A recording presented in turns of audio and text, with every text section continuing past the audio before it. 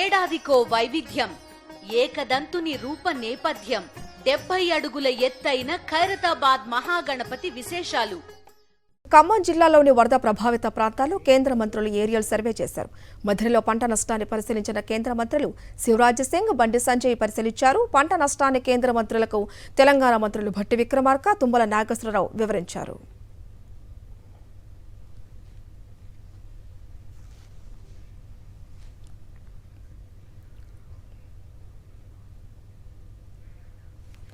మెదక్ జిల్లా ప్రసిద్ధ పుణ్యక్షేత్రం ఏడుపాయల వనదుర్గామాత ఆలయం 6 రోజులుగా జలదిగ్బంధంలోనే ఉంది.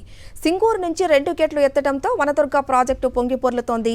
దీంతో గర్భగుడి ముందు ఉన్న నదీపాయ అమ్మవారి పాదాలను తాకుతూ ఉధృతంగా ప్రవహిస్తోంది. ఆలయ గర్భగుడికి వెళ్లకుండా వరద వస్తూ ఉండటంతో భక్తుల సౌకర్యార్థం రాజగోపురంలో అమ్మవారికి ప్రత్యేక పూజలు నిర్వహిస్తున్నారు అర్చకులు.